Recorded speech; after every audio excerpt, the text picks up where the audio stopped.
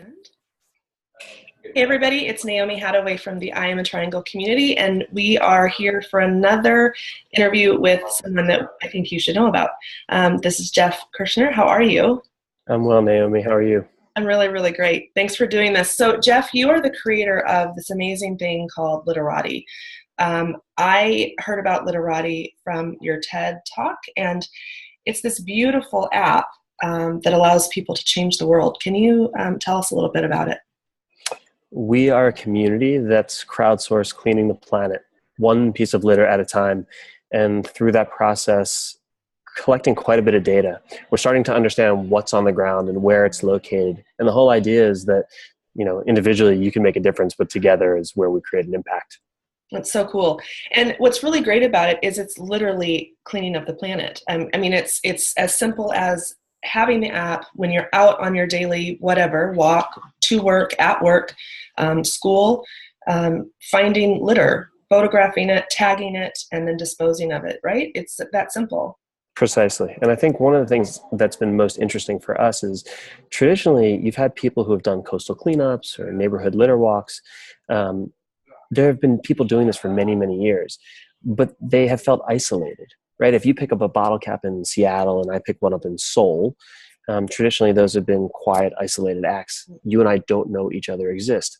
And the problem is that you end up with this feeling of overwhelm, meaning what difference could I possibly make by picking up this one bottle cap? Litterati is starting to serve as this unifying umbrella. Now you and I know each other exist, along with the tens of thousands of other people who are part of this community. And all of a sudden, that feeling of overwhelm transitions into one of empowerment. Yeah.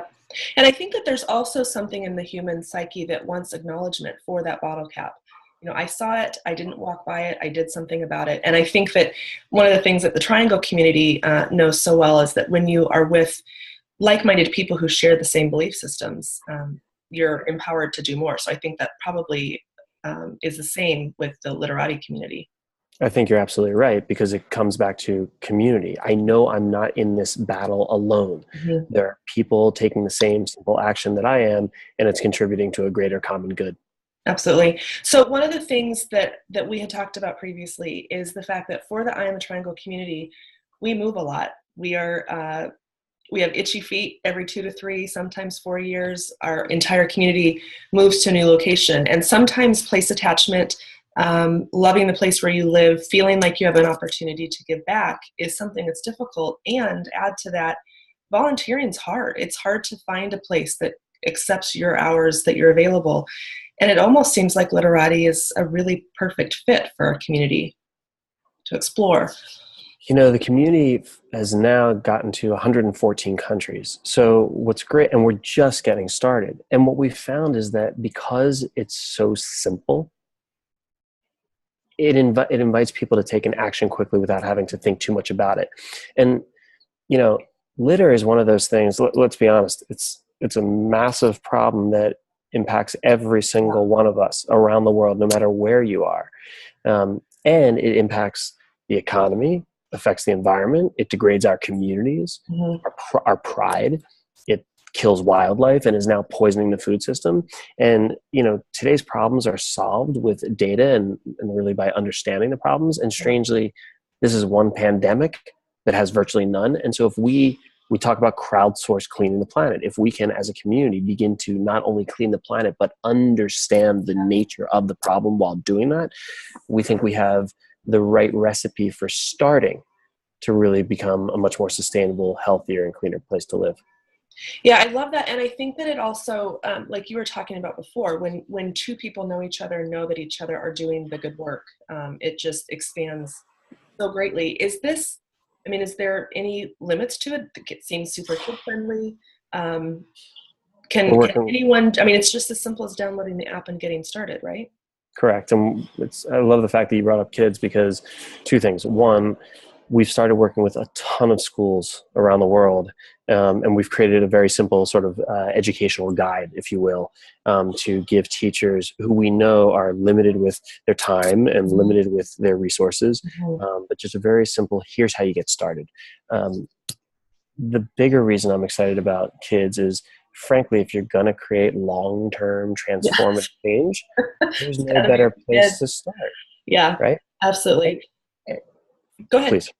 No, I was just going to add that, you're talking about as the younger generations come up, they are all digitally savvy, and everybody understands not only the simplicity of using an application, but also the power and what's possible. I'm excited by where this could go. Yeah, I am too. So tell me a little bit more about that resource, because we have a lot of international teachers and admin for all of the large international schools in our community. Is that something that we can put them in touch with you? Is that available on a website? How would they get access to that? Yeah, sure. I'd be happy to share with you a downloadable guide. Okay, They can, of course, come right to our site and message us, and we're happy to provide that. But we'll make it as easy for your audience and community as possible. that'd be awesome. And I think one of the questions that I also wanted to ask you about the long-term vision. I know you and I talked about the future of the app. Talk to us a little bit about the community aspect that you're going to be bringing into the app. Yeah, there's a lot of different requests we keep getting from the community. And so for us, it's always that constant juggle of prioritization and what do we think is the most impactful. But you can imagine things where the technology starts to disappear. So for example, the same way you can use applications like Lyft or Uber to push one button and a car magically appears and takes you from point A to point B, we want to get to the point, and we're not that far, where you press one button and you're done, meaning all the data is instantly captured. And the easy way to think about it is what, where, and when. Mm-hmm. So we're able to identify that's a Snickers wrapper, that's a Starbucks cup, that's a cigarette butt. The geotag, which is just a very specific latitude and longitude, is instantly captured, as well as a timestamp. So that's sort of like a baseline, which we're already doing. Where we can go, imagine overlaying other types of information. So for example, maybe you can look at a map of where are the closest trash cans and recycling bins. Maybe you start to look at just the Starbucks data and then overlay a map of Starbucks locations. And for us, it's not about shaming. It's about becoming more intelligent about the problem so we can come up with better solutions. Because frankly, the status quo is, well, today's Friday and that's the day we sweep the streets. And that's clearly not working. How do we use all the information that's available to us to solve this problem? So I just want to show everybody, and this isn't the best way to do it, but I had taken a picture of a cigarette butt, and then you literally get to tag what it is, and that helps with what you're talking about with the data and understanding what is where. Exactly. And so we've actually put in, you'll notice in the application, there's a built-in library of the most commonly found products and brands. And you can add anything you like, but we want to continue to make it as easy as possible. And so to answer your question about what's coming next, one of the things we're working on is if you were to tag, right there you had, I think, cigarette, we can start to present to you other attributions that may be relevant. So it might be, is that a Marlboro or a Camel? Or if it's a plastic bottle, is that Coke or Mountain Dew or things like that. And so I'm fascinated by that because I understand and I hear what you're saying about not shaming, but is there a point to, do you have companies contacting you saying, where is our stuff? Yeah, we do. And we have to, while we're not about shaming, we have a very serious position, which is it's not working. So we talk about internally a shared responsibility. Brands share in the responsibility of creating packaging that doesn't end up in landfills or doesn't pollute our oceans. So companies like Starbucks and Pepsi and Coke, who control the source, if you will, absolutely share in that responsibility. At the same time, I'm responsible for picking up the things that are in front of me, and the cities are responsible for emptying waste cans and recycling bins in an orderly fashion. Yeah. And schools are responsible for teaching, and parents are responsible for teaching our children how to be stewards of the planet. So we're all in this together. Yeah. So let me ask you a question that I didn't prepare you for. We lived in New Delhi, India, as part of our time overseas. Trash in India, at least in the part where we lived, was an ongoing issue. It got swept up every morning and burned. And, has there been anything that you guys have been able to address or start to look at in terms of locations that aren't necessarily trash appropriate, recycle heavy centric? I don't know if I said that clearly, but I understand where you're going. Infrastructure is a massive part of this equation, right? I live in the Bay Area, a place that's known for being ecologically responsible and environmentally progressive. And we do have the infrastructure in place. yeah, And you walk down the streets of San Francisco or Oakland or Sacramento or San Jose, and you can't believe how much litter is still on the ground. yeah, I've spent many months traveling in India, and I've seen that problem firsthand. Clearly, it's on a whole nother scale. And you talked about incineration. Obviously, that's a whole nother problem to address. So have we done anything specific in areas where there aren't infrastructure to address the problem? Not with a specific objective in mind yet. Our belief is that you have to walk before you run. Mm-hmm. And also, this problem is at such massive scale that people become, back to where we started, overwhelmed. So we call them stories of impact. And I just gave a TED talk, which sort of highlights 3 of them. But we think that if you can show people through story their impact or a group's impact that makes a long-term change, then suddenly they understand the power that they as an individual can make. Right. I love that. I would really, we'll put the link to that TED Talk, because that's actually how I found out about Litterati and about you and all the work that you're doing. I really think that it's going to be an important thing for our community to step in, download the app, and get to work, because it's like you said, the environment is something that we have to take care of. It's a responsibility, and it's as simple as that. And you have provided a way to, as an individual or as a family, start to make a difference that has a real impact. You know, it's interesting. We have some people in the community who pick up 50 things a day. And we have some people who pick up 2.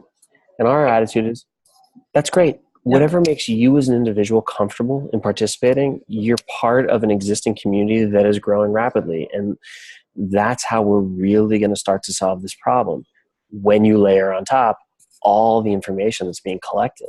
So it's sort of this simultaneous bottom-up, top-down approach. And to give you an idea of growth, it took us, this started as nothing more than a hashtag on Instagram before we started developing the technology. And it took 3 years to reach the first 100,000 pieces. The most recent 100,000 pieces took about 3 weeks. And so, yeah, I think we're just at the beginning of what's possible. That's really exciting. What is if you had 60 seconds, and that was it, to kind of share the thing that matters most to you, or the thing that you wish you could get out as a message, what would that be? I love that you said 60 seconds and that's it, because to me that's a ton. For me, it would be this notion of, you can make a difference, and you don't need to wait for anyone else, and you don't need to ask permission. And at the same time, you also shouldn't expect that others are going to do the same. So I think when you're talking about social change, let's be honest, it's hard. It's really, really hard. And there's a million reasons why we shouldn't do what we're doing. And people tell me all the time, oh, you're going to fail. And there's a million reasons why you shouldn't continue this. And that's fine. You just have to figure out and find a way to go on. Yeah. And so that would be my only, word is, it doesn't matter what other people think. If it's what you believe, and you believe that you can make a difference, which you absolutely can, get involved and join us, and don't wait for permission. Yeah, I agree. So Jeff, where can people find you? What's your website address, and what's the name of the app? And is it also Android, or is it just iOS? iOS and Android, both. We're at litterati.org. It's LITTERATI. You can find us on all the different social media channels. And we'd love to not only have you join our community, but hear from you and how we can improve, because that's the way we're going to really create the biggest impact possible. Very cool. I am so glad that you took the time to join us, and I'm excited to share this with our community and see what great impact we can all have together. Thanks you so much, Jeff. Yeah, thanks. My pleasure.